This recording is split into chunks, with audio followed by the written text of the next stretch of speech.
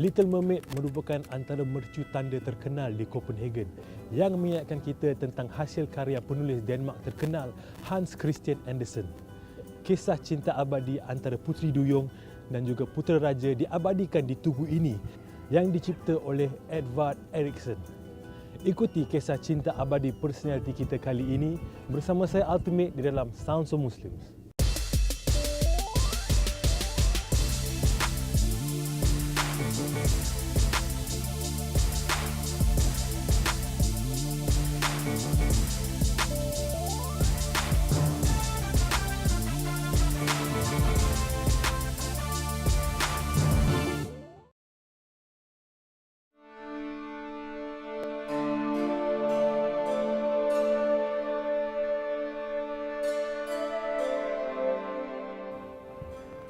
Sejarah Denmark sering dikaitkan dengan Viking, ahli pelayaran yang berdagang dan juga menakluk beberapa bahagian di Eropah. Copenhagen ini asalnya merupakan satu pelabuhan yang mempunyai kawasan perdagangan. Nama asalnya pula bermaksud Pelabuhan Saudagar.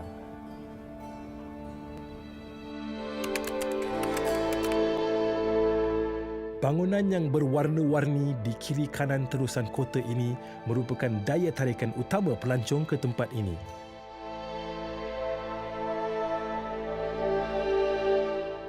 Deretan bangunan di New Horn didirikan pada abad ke-17 dan kini dijadikan kafe dan restoran. Ini rumah yang tertua di New Horn, rumah nombor 9. Ia didirikan pada tahun 1661 dan kini masih berdiri dalam bentuk asalnya. Kebanyakan rumah di New Horn pernah dihuni seniman terkenal Denmark. Misalnya, rumah nombor 20 ini pernah dihuni oleh Hans Christian Andersen. Walaupun dikenali sebagai kota metropolitan, namun Copenhagen masih mengekalkan karakter asli. Bangunan-bangunan lama yang dibina sejak abad ke-18 masih elok dipelihara.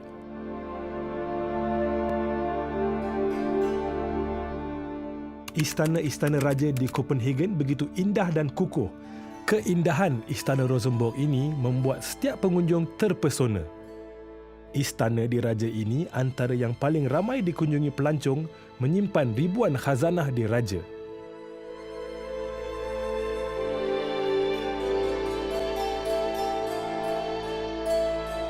Penduduk Islam di sini terdiri daripada 5% dari keseluruhan penduduk Denmark. Pada 1970-an, mereka datang daripada Turki, bekas Yugoslavia, Pakistan dan juga Morocco untuk bekerja di sini. Pada 1980-an dan 90-an pula, mereka datang majoritinya daripada Iran, Iraq, Somalia dan juga Bosnia.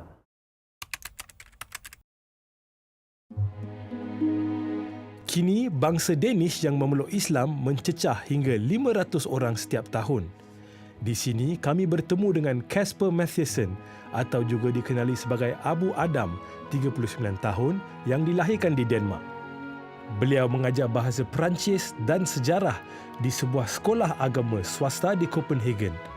Pendedahan pertamanya mengenai Islam ketika berusia 16 tahun semasa membantu seorang wartawan membuat liputan mengenai Islam di sebuah masjid. Kasper kemudiannya melanjutkan pengajian dalam bidang kebudayaan dan fiziologi agama. Ketika itulah minatnya terhadap Islam mula bercambah.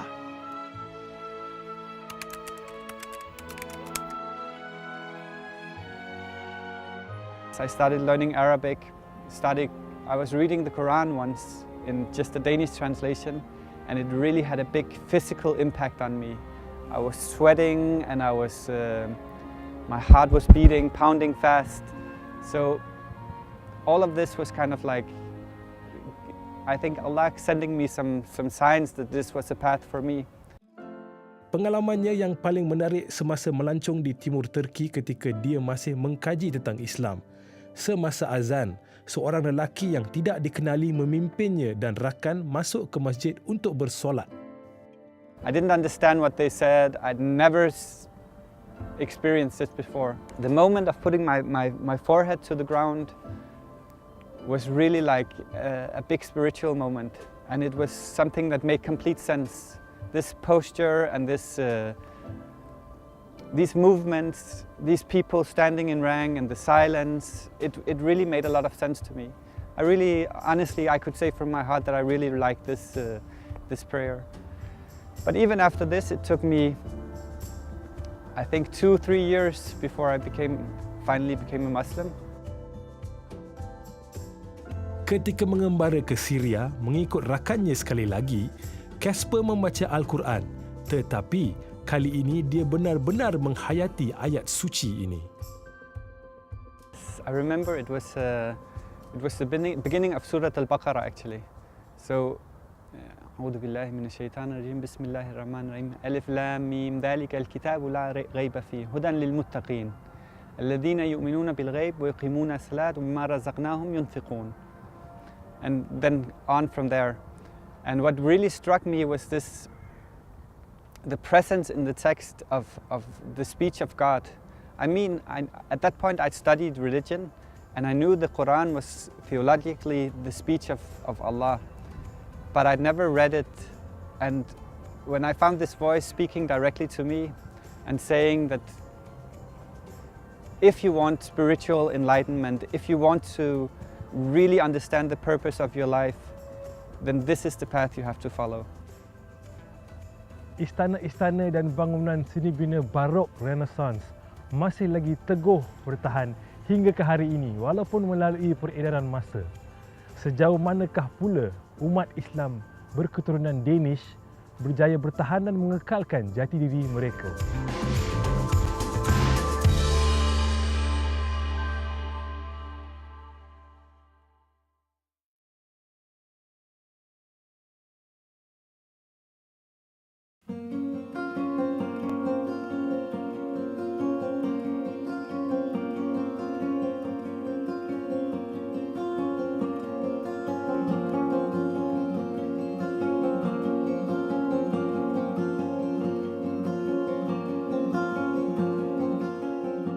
Di Syria juga, Kasper bertemu isterinya, Basma Shahin, wanita berketurunan Palestin dan berkahwin di sana.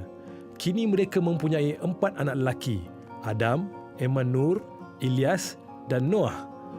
Menurut Kasper sebagai guru di sekolah agama, dia juga banyak belajar daripada pelajar-pelajarnya yang kebanyakannya penduduk generasi kedua pendatang. This whole thing that I feel that I got a lot from Islam. And it was like something that really changed my life, my perspective on things. It actually gives me the sense of like really basically knowing why I'm alive. And this is something I want to give to people as well. I want to give it to my own people.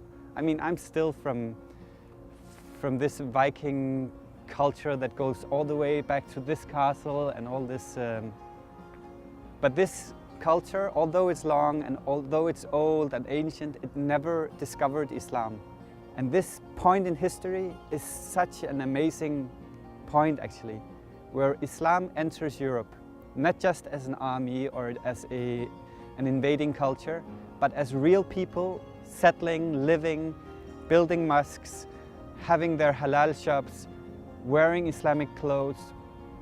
And this whole process, I feel really privileged to be part of this actually, because I want to give this deen, I want to give this religion to the people that are my people. Kasper kini sedang menghabiskan pengajian Doktor Falsafah di Universiti Aarhus. Dia juga aktif dalam aktiviti sukarela. Beliau sering mengadakan dialog mengenai Islam dengan penuntut universiti, pelajar sekolah menengah dan beberapa pertubuhan di Denmark. Menurutnya, dialog seperti ini penting kerana kebanyakan bangsa Danish tidak mengetahui tentang Islam. Walaupun dia tidak menghadapi masalah kerana tinggal di kawasan majoriti yang penduduknya beragama Islam, namun Kasper tidak menafikan cabaran utamanya dalam menghadapi sikap prejudis di kalangan masyarakat Danish. For me, as a Danish Muslim, it's really, really important to build a bridge over this gap. And this is something, we spend a lot of time talking about how to do this and how to preserve our Danish culture with all the knowledge and all the literature and all the history and all the linguistic subtleties and all this. How do we preserve this and still be Muslim. I always have to convince people that I'm not working for the enemy or Right. that I'm not some kind of lunatic. Yeah. At the same time, I know my people, I know my Danish people, and they're very tolerant and they're very open-minded.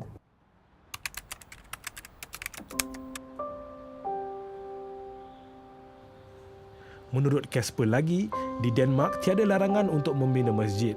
Kasper membawa kami ke Grand Mosque, Masjid Hamad Khalifa. Masjid Hamad Khalifa ini merupakan masjid terbesar dan yang pertama bermenara di seluruh Denmark. Masjid ini dibina di atas tapak seluas 6,700 kaki persegi dan mempunyai pusat komuniti. Masjid ini mendapat suntikan dana sebanyak 27.2 juta US dollar dari Qatar. Umumnya, umat Islam mudah menyesuaikan diri untuk tinggal di Denmark kerana banyak nilai dan budaya Islam yang diamalkan di sini. Some of the old generation immigrants who came to Denmark back in the 60s and 70s, what they say is that when we came to Denmark, we found an Islamic country, but there were no Muslims. So you had a system that was just. You have no corruption. You have the government taking care of the old and the sick and focusing on education, free universities, great health sector and all this. So basically all the values of an Islamic system present, but no Muslims. Bagi warga Danish yang beragama Islam seperti Kasper, kehidupan mereka lebih mencabar kerana mereka menjadi orang luar di kalangan masyarakat Danish yang bukan beragama Islam dan juga umat Islam pendatang.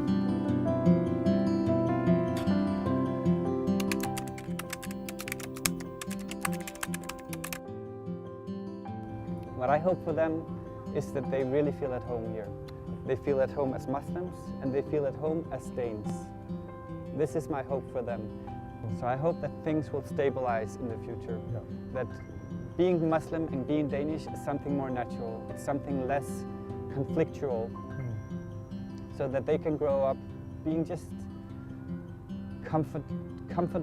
feeling comfort about their backgrounds and their religion and their being Danish. This is my hope for them, and that they can build a positive Muslim attitude and still be Danish here.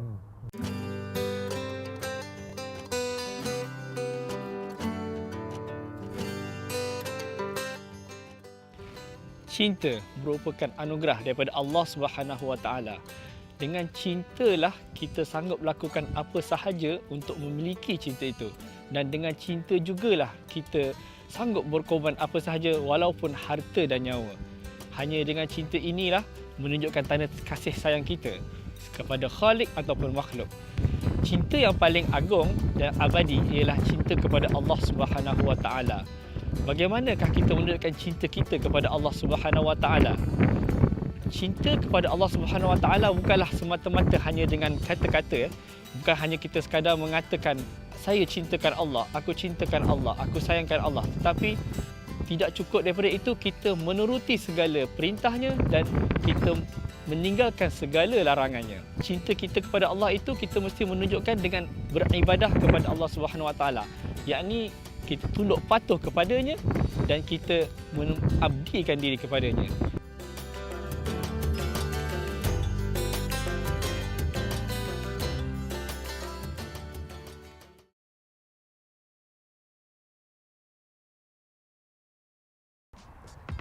Senjata dulu dalam tangan, sekarang dalam otak.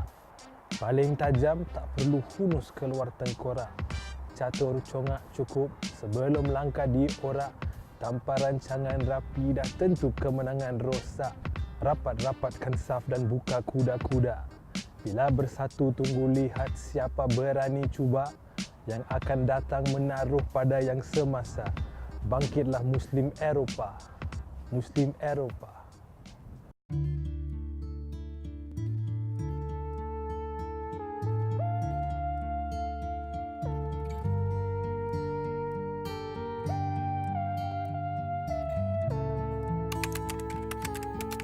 Wakaf yang ditubuhkan sejak tahun 1980-an ini terdiri daripada ahli-ahli sukarela yang bukan sahaja berkhidmat secara percuma, malahan mereka juga membantu dari segi kewangan. Ahlinya terbuka kepada semua umat Islam yang tinggal di Denmark. Sejak ditubuhkan, wakaf menerima pelbagai reaksi daripada masyarakat, ada yang menyokong, tak kurang juga yang membantah. Just a couple of hours ago, we had another demonstration from an organization called PEGI, which are well known to be against Islam and Muslims and integration in general. Yeah. They were actually demonstrating outside here just a couple of hours ago. So it is, of course, depending on the population. We have lots of supporters and people who are fine with that we are here and support our work. And also in the political parties we have supporters and who are saying that this is a part of integration. Muslims should be here. It's okay to have their masjids, their work and voluntarily as we do. Din juga tidak menafikan ada kalangan saudara baru yang pada awalnya disingkir keluarga, namun kini menurutnya lagi masyarakat bersikap lebih terbuka. Menurut Din, tumpuan wakaf kini lebih kepada perancangan masa depan, membantu masyarakat Islam Denmark dalam semua aspek kehidupan. Well, some of the issues that some of the new Muslim who convert to Islam are meeting is that they, when they meet other established Muslim who are born Muslim, they come with a broad understanding, of course, in Islam in general, but also they have maybe some traditions or some cultural background with them. And when they maybe want to marry into a Muslim, then the expectations are not always combined. Sesi perbincangan seperti ini sering diadakan di wakaf dan terbuka kepada mereka yang ingin mengenali Islam, saudara baru dan lama. Mereka mempunyai pelbagai pengalaman dan cabaran. My mom and my dad and my sister and all that, they started to distance from me because they thought I was too ideologic and they couldn't recognize me. And they were very afraid because they don't see Islam as a religion, they see that as a political issue. Right. So we have a lot of discussion and argues upon that.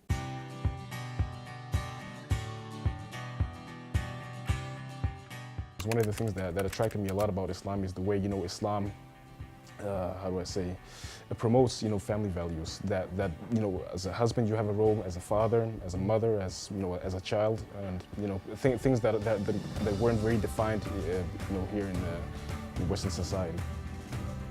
Bagi Kasper Mathiesen, umat Islam sering dipersalahkan dan menurutnya umat Islam perlu berusaha memperbaiki anggapan mengenai Islam. You need to be careful in how you behave. Always set a good example to counteract what the media is saying. But it also means that you cannot, personally I do not feel like I can be 100% open about my choice because there's a lot of prejudice and I want people to accept me for who I am as a person instead of some tag or marker that they put on me if I say hello, my name is Kasper, I'm a Muslim. Nasima Dekar, koordinator kepada saudara baru Muslimah. Bapanya berasal dari Algeria dan dia dilahirkan di Denmark. Beliau mula menjadi sukarelawan sejak menjadi penuntut perubatan lagi. Menurut Nasima, cabaran yang kerap dihadapi bagi Muslimah saudara baharu ialah bantahan daripada keluarga. We focus a lot on how to treat your parents, Muslim or non-Muslims, and how to treat the rest of the family, how you can't just toss them away or detach completely from them, but we try to give them some tools so they can still have a very good relationship. They have to develop a strong identity, a strong personality, a Muslim thinking, so they can take care of themselves. The most important thing is the belief in Allah and who Allah is and the love He has for us. Fatimah Lisolet memeluk Islam setelah 2 tahun membuat kajian mengenai Islam. I think the most difficult was that my parents, because I could not pray in my house.